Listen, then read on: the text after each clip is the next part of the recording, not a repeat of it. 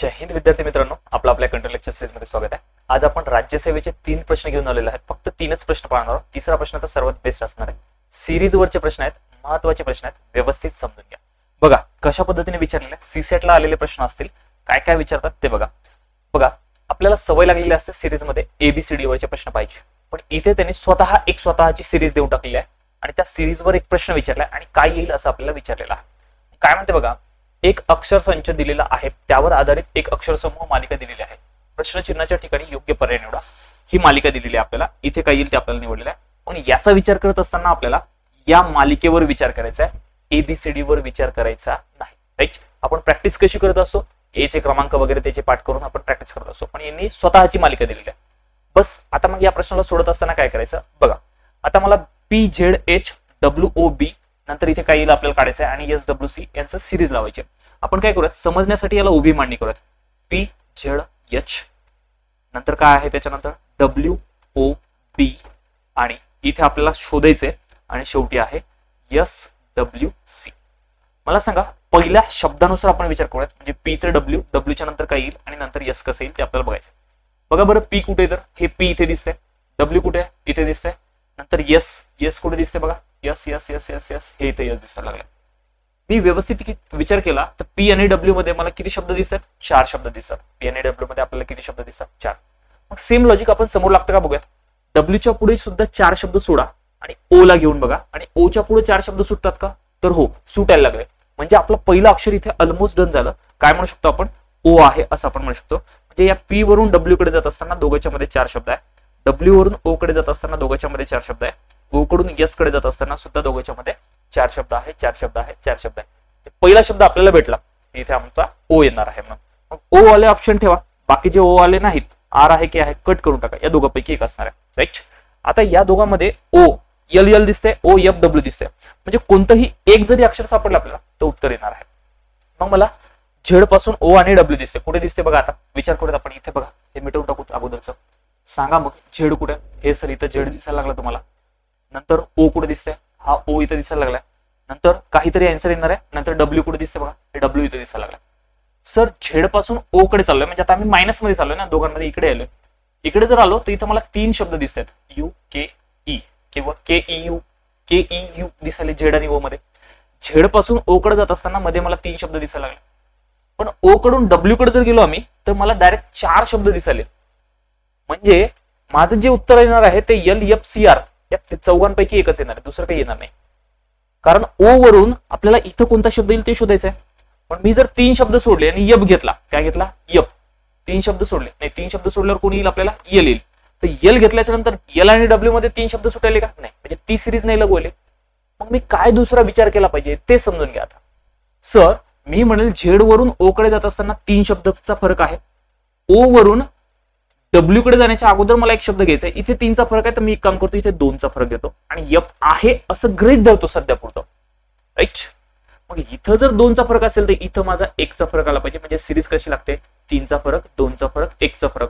म्हणजे उतरत्या क्रमाने इथं 2 चा फरक घेतला तर मला इथं कोण यायला पाहिजे, यप यायला पाहिजे, आणि इथून इथं जात असताना 1 चा फरक W येईल असं मला म्हणावं लागेल। राईट, पहिल्यामध्ये 4 चा फरक होता, पण इकडे 3 2 1 कमी फरक होत गेला, म्हणून माझा दुसरा शब्द कोण असला पाहिजे, यप असला पाहिजे। खतम खतम खतम, OFW हे माझा आन्सर असलं पाहिजे।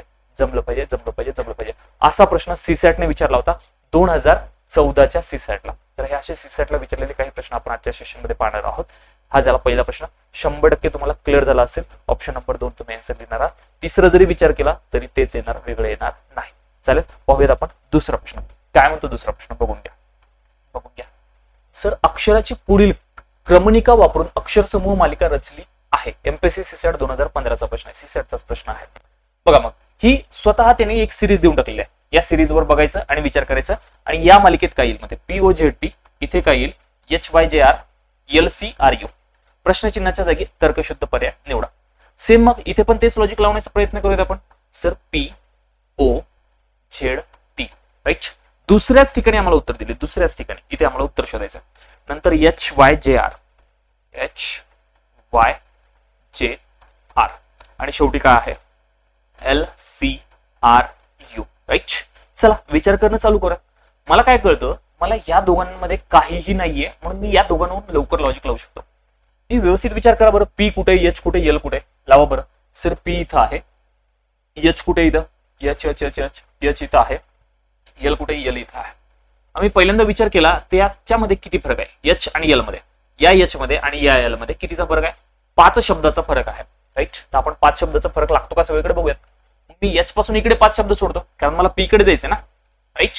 हे 3 आणि 2 5 शब्द सोडले, एक्स गृहीत करत. मग एक्स आणि पी मध्ये 5 शब्द आलेत का, तर 3 आणि 2 5 घ्यायला लागले सर. म्हणजे पहिला शब्द आमचा एक्स असणार, राईट. जे पी वरून आम्ही एक्स वर गेलो तर दोघांच्या मध्ये 5 शब्द, एक्स वरून एच वर गेलो दोघांच्या मध्ये 5 शब्द, एच वरून एल वर गेलो दोघांच्या मध्ये सुद्धा 5 शब्द असले पाहिजे. पहिला शब्द कळायला लागला. पहिला शब्द एक्स आहे, म्हणजे या 2 पर्यायापैकी असणार आहे, म्हणजे तिसरा पर्याय आणि पहिला पर्याय कळत आला. दुसऱ्या आणि चौथ्यापैकी माझं आन्सर असणार आहे, राईट. आता दुसऱ्या चौथ्यामध्ये मी व्यवस्थित विचार करतोय, इथं पण व्ही दिसायला लागले, इथं पण व्ही दिसायला लागले. मग मी हे ऑब्झर्व करत बसतो का, नाही. मला शुअर शॉट माहिती आहे इथे व्ही येणार आहे. ऑब्झर्व करण्यामध्ये वेळ वाया घालवायचा नाही, शुअर शॉट माहिती आहे तिथं व्हीच येणार आहे. मग मी तिसऱ्या शब्दाचा विचार करतोय, यू आणि वाय कसं आला असेल, म्हणजे यू येणार का वाय येणार, दोघांपैकी कोणतं येणार. तर मला विचार करावं लागेल, झेड जे आर. झेड जे आर कुठे आहे ते बघा, हे मिटवून टाकूत आपण. झेड जे आर कुठे ते बघा सर, हे झेड आहे, जे कुठे इथे आहे, आर कुठे इथे आहे, राईट. झेड कडून जे कडे आलो कितीचा फरक आहे, 4चा फरक आहे. जे कडून आर कडे जात असताना मला डायरेक्ट कितीचा फरक दिसायला, सर 3चाच फरक आहे. जे आणि आर मध्ये, सॉरी आपल्याला काय करूयात आपण, आर कडून उलट जाऊयात, चालेल. सर आर कडून मी जर जे कडे गेलो किंवा जे आणि आर मध्ये पाहिला मी, तर 3चा फरक आहे. कितीचा फरक आहे, 3चा फरक आहे. पण जे टू झेड 4चा फरक दिसतोय, म्हणजे मी असं म्हणू शकत नाही की मला इथे 3चा फरक लावला तर यल, पण मग इथे कुठे 3चा फरक लागायला, यल आणि झेड मध्ये लागत नाही. म्हणजे मला मागच्या प्रश्नासारखा काहीतरी विचार करावा लागेल. सर जे पासून इथे जर 3चा फरक असेल तर मी इथे काम करून पाहतो, 2चा फरक ठेवून पाहतो आणि यू आन्सर घेऊन पाहतो. कोण घेऊन पाहतो, यू, राईट. आणि यू पासून झेड कडे जर आम्ही गेलो तर यू पासून झेड कडे गेल्याच्या नंतर आम्हाला कितीचा फरक दिसला, 1चा फरक दिसला. उलट येत असताना आपण म्हणू शकतो झेड पासून यू वर आलोय तर आम्हाला 1चा फरक दिसतोय. झेड पासून यू वर आलोय, यल मध्ये 1 आलाय, यू आलाय. यू पासून जे वर गेलोय, यू पासून जर जे वर आम्ही गेलोय तर 2चा फरक आम्हाला दिसायला लागला, राईट.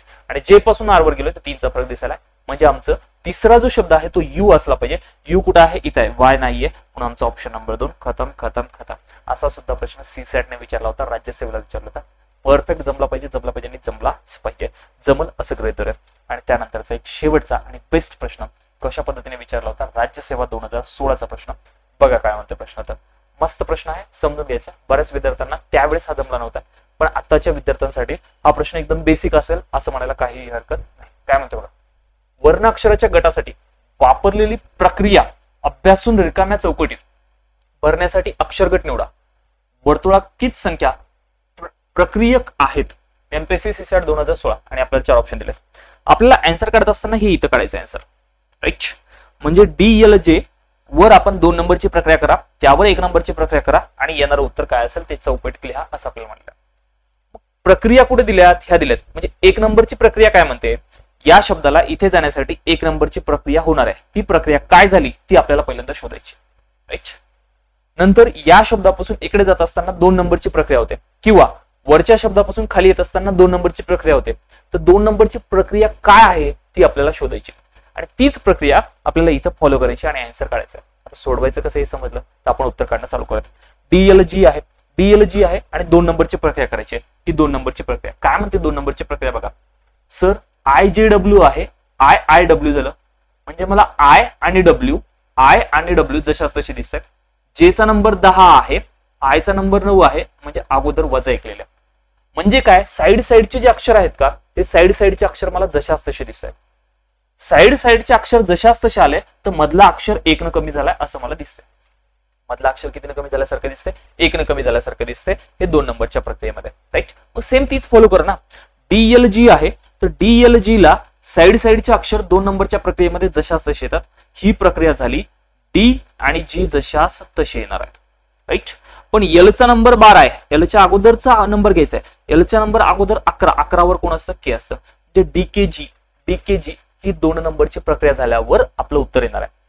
पण हे जे आन्सर आलं याच्यावर आता 1 नंबरची प्रक्रिया करायची आणि समोर उत्तर लिहायचं.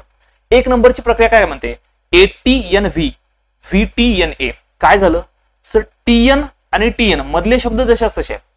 ए गेला शेवटी आणि व्ही आला सुरुवातीला. बघा ना, व्ही सुरुवातीला आला, ए शेवटी आला. राईट.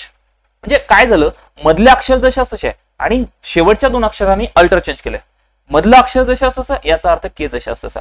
आणि अल्टर चेंज कोण होईल, डीच्या जागी जी जाईल आणि जीच्या जागी कोण येईल, डी येईल. म्हणजे आपल्या उत्तराची सुरुवात जी ने झाली पाहिजे आणि शेवटी कोण गेला पाहिजे, डी गेला पाहिजे. G K D, G K D, G K D. Option number 3, option number 3 हे आपल्याला आन्सर लिहावं लागेल, आन्सर लिहावं लागेल आणि आन्सर लिहावं लागेल. मस्त प्रश्न विचारला होता राज्यसेवेला. असेच वेगवेगळे प्रश्न पाहायचे असेल तर आपले सेशन युट्यूबवर असतात, त्यासाठी युट्यूब चॅनलला सबस्क्राईब करून ठेवा. आणि जर तुम्हाला आपल्या बॅचेस जॉईन करायचे असेल तर एक आपण नवीन बॅच चालू केलेले आहे. लेटेस्ट मध्ये लाईव्ह लेक्चर चालू आहेत, बेसिक चालू आहे, बेसिक टू ऍडव्हान्स असणार आहे. बॅच नंबर 53 आहे. एमपीएससी राज्यसेवा गट ब गट क म्हणजे जी नोव्हेंबर 2025 मध्ये होणार आहे, त्याच्यासाठी ही बॅच खूप बेस्ट असणार आहे. तुम्ही ही बॅच जॉईन करू शकता. सोबतच तुमची टीसीएस आयबीपीएस स्टाफ सिलेक्शनची सुद्धा तयारी याच बॅचेस मध्ये होणार आहे. सोबतच तुम्हाला मी प्रॅक्टिस सेशन सुद्धा देणार आहे, टेस्ट सुद्धा देणार आहे. त्यामध्ये बेसिक टू ऍडव्हान्स असणार आहे. ज्याला काहीच जमत नसेल त्यांच्यासाठी सुद्धा असणार आहे आणि ज्याला भारी जमतं त्याच्यासाठी सुद्धा एकदम बेस्ट बॅच आहे. बॅच नंबर 53 आहे. ड्रीम विजन हे आपलं ऍप्लिकेशन डाउनलोड करायचं. या ऍप्लिकेशनवर गेल्याच्या नंतर वर सर्च करायचं 53 नंबर बॅच म्हणून. त्या बॅच मध्ये तुम्हाला जॉईन करायचं असेल तर तिथे जी फीस दाखवेल ती फीस पेड करून जॉईन करायचं आहे. आणि काय अडचण असेल तर इथे कॉन्टॅक्ट नंबर दिलेला आहे, याच्यावर कॉल मेसेज करून सुद्धा विचारू शकता. आणि सोबत पोलीस भरतीची सुद्धा बॅच सुरू आहे, या बॅचला सुद्धा तुम्ही जॉईन करू शकता. या बॅचचा नंबर आहे 52 नंबर बॅच. आणि एमपीएससी टीसीएस आयबीपीएस ची तयारी करत असाल तर बॅच नंबर 53 जॉईन करायची आहे. ठीक आहे, चालेल. तर या व्हिडिओमध्ये इथे संपत भेटूयात नवीन व्हिडिओमध्ये. सर्वांना जय हिंद, धन्यवाद.